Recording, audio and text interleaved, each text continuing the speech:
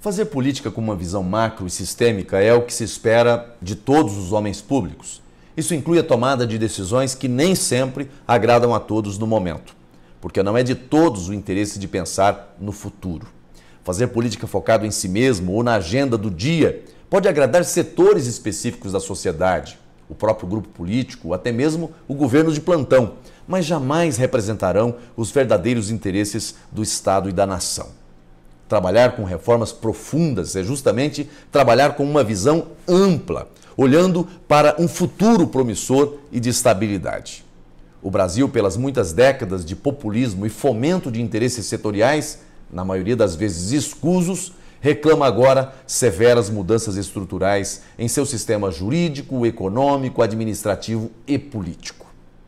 Fazer reformas com responsabilidade é um grande desafio para todos nós. Desde que cheguei ao Senado Federal, tenho defendido e trabalhado por uma reforma do Estado. Pensar em uma reforma do Estado é justamente planejar uma radical transformação nas estruturas públicas e nos sistemas jurídicos que impactam a vida de todos os brasileiros. A reforma da Previdência, proposta pelo presidente Jair Bolsonaro e aprovada pelo Congresso Nacional em 2019, foi uma enorme conquista.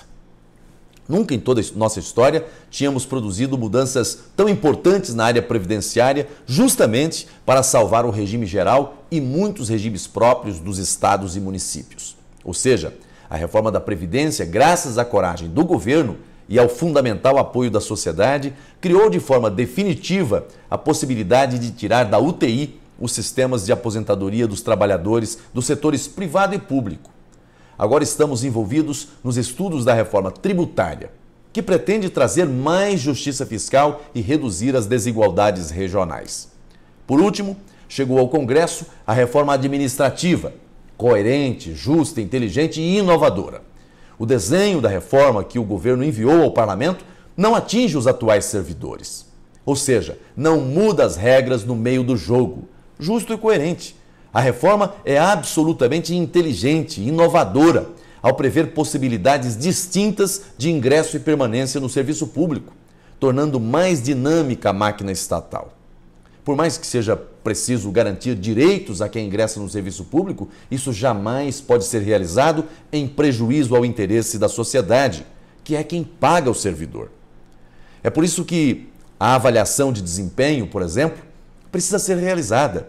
Isso é justo, é necessário para que tenhamos um serviço público eficiente, que prestigie a meritocracia. A criação de vínculos com prazo determinado para determinados setores do serviço público é fundamental em uma época de constante mutação em todas as áreas da vida humana. Não dá para tornar estável cargos cujas funções se extingam com o tempo. Isso não faz o menor sentido. Outra medida de extrema importância é a redução dos cargos em comissão e funções gratificadas, o que valoriza o servidor de carreira. Além disso, a reforma prevê processo de seleção mesmo para cargos de liderança e assessoramento, reduzindo o critério político das escolhas.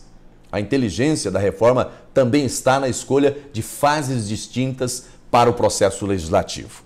Nesta primeira fase, faz-se alteração constitucional com as diretrizes gerais do novo modelo administrativo.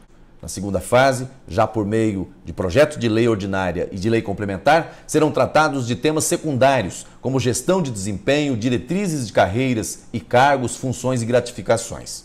Finalmente, será apresentado o projeto de lei complementar do novo serviço público, com normas específicas relativas a direitos e deveres, estrutura remuneratória e organização das carreiras.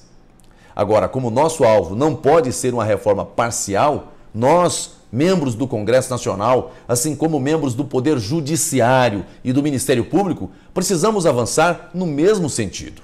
O Brasil precisa de uma urgente reforma política, tornando a estrutura do poder político mais enxuta, econômica, eficiente. O esforço em favor do país precisa ser de todos nós. Precisamos seguir, etapa por etapa, com essa visão macro e sistêmica do Estado. Não dá para fazer tudo de uma vez. Por isso é preciso acreditar que o governo tem um plano bem elaborado, que está e será posto em prática em cada fase, dentro de um planejamento estratégico. Mesmo porque o processo legislativo, para ser bem feito, precisa de um tempo para a maturação das ideias. É preciso haver debate, interlocução com a sociedade para fazermos reformas viáveis e justas. Reformar o Estado é uma tarefa de todos nós e que interessa a todo o país. Deus abençoe você. Deus abençoe o Brasil.